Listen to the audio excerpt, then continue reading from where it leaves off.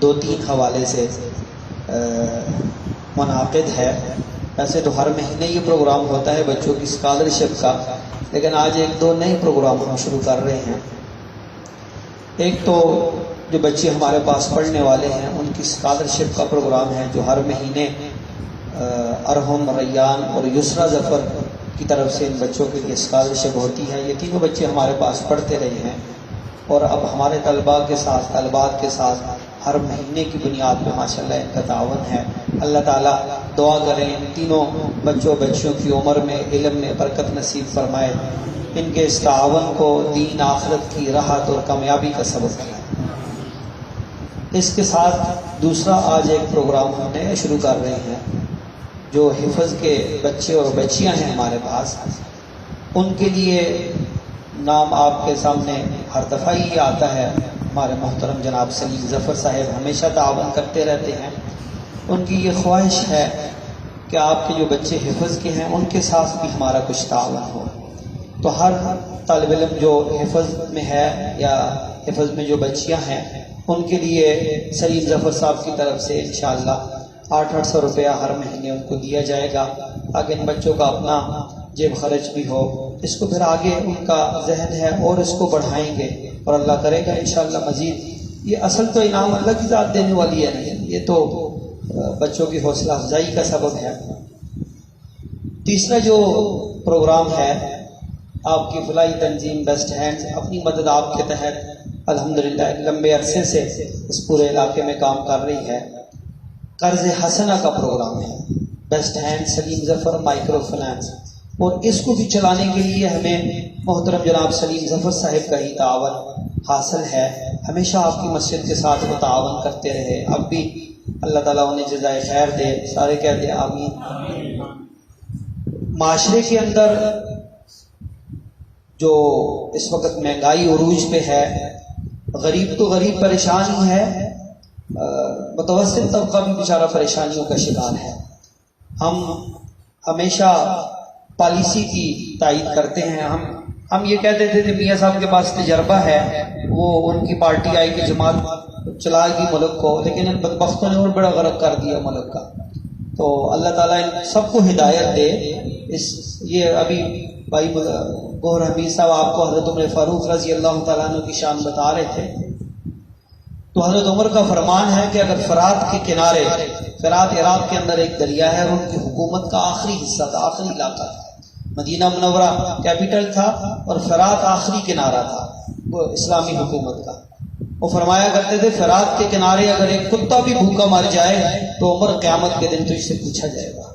حضرت عمر کو تو اپنی دور حکومت میں جانوروں کا بھی احساس تھا، چاہے جائے کہ بوڑھوں کا یا اپنی رعا کا ان کو کتنا احساس ہوگا. اور رویا کرتے تھے کہ میرے اوپر اللہ نے یہ کیسی ذمہ داری ڈال دی ہے، میں اللہ کو کیا جواب دوں گا قیامت کے دن.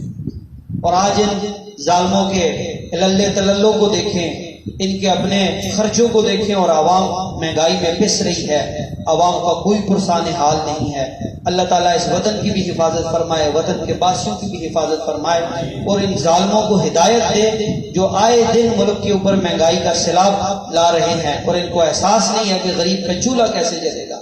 بہرحال یہ موضوع نہیں ہے ہمارا. تو ہر بندہ ایسا وقت آ ہی جاتا ہے کہ کسی نہ کسی سے وہ قرض لیتا ہے.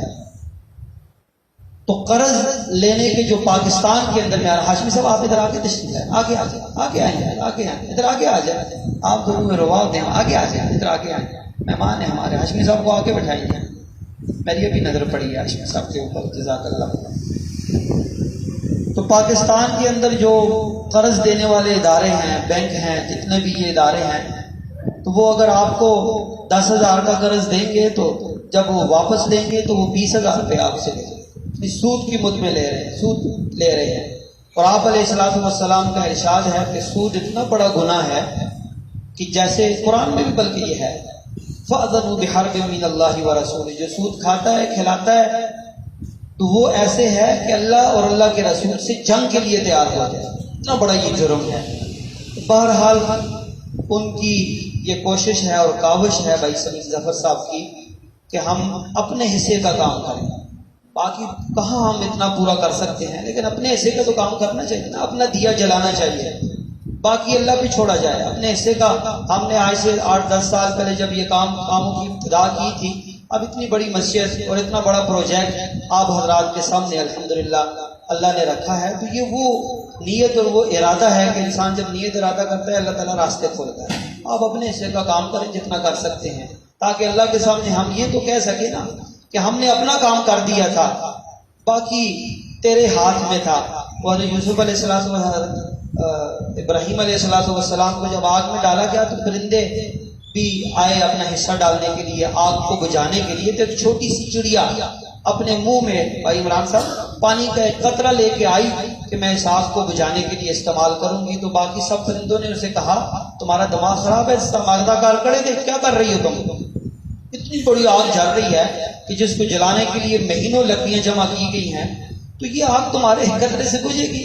انہوں نے کہا مجھے اس کی پرواہ نہیں ہے، میں اپنے حصے کا کام کر رہی ہوں. کل قیامت کے دن جب اللہ کی طرف سے آواز لگے گی کہ کون ہے وہ جس نے حضرت ابراہیم کی آگ جلانے کو ختم کرنے کے لیے اپنا حصہ ڈالا تھا، تو میرا بھی نام آ جائے گا. چھوٹی سی چڑیا نے بھی اپنا قطرہ ڈالا تھا. تو ہم اور بھائی سلیم ظفر صاحب تو اس لیے یہ سب کام کر رہے ہیں تاکہ اللہ کرے قیامت کے دن معاشرے کو سلجھانے میں اور معاشرے کی اصلاح میں ہمارا بھی نام آ جائے، ان کا بھی نام آ جائے، اللہ کے سامنے شروع ہو جائے. صوبیدار صاحب آگے تشریف لے آئے، آگے تشریف لے آئے. صوبیدار صاحب ہمارے بزرگوں میں سے ہیں، کمالہ کے ہمارے والد صاحب کی نشانیاں ہیں. میں ہمیشہ ادھر آگے آ جائیں. میں ان حضرات سے ہمیشہ گزارش یہ کرتا ہوں کہ آپ ہمارے سروں پہ ہاتھ رکھیں.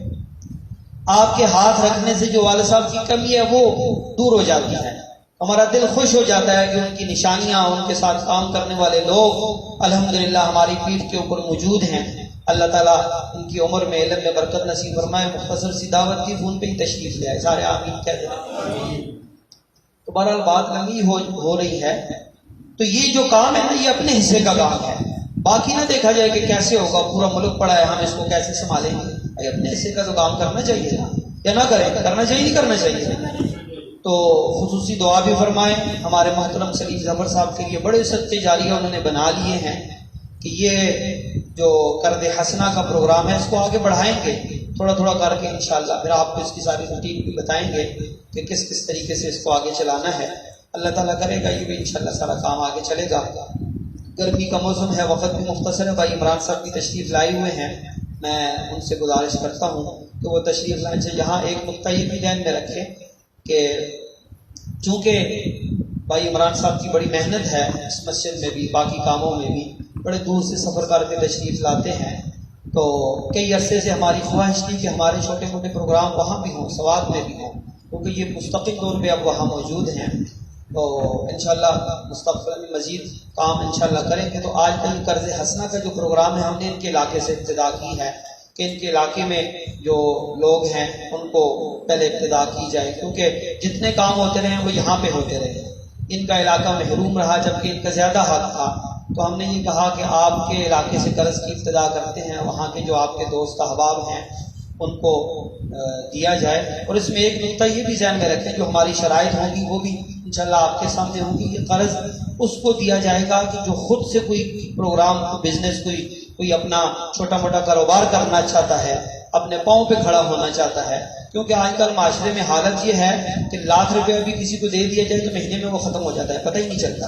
مہنگائی اتنی زیادہ ہے.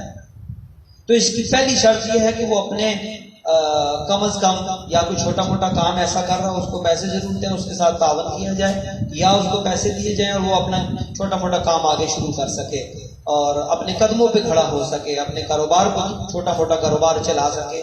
یہ لاکھوں کروڑوں کی بات تو نہیں ہے، چھوٹی بنیادوں پہ ہی کریں گے انشاءاللہ. اب عمران صاحب بھی بتائیں گے اخوت نام کی ایک تنظیم پاکستان میں بغیر سود کے قرضے دے رہی ہے، بڑا اچھا ان کا کام ہے.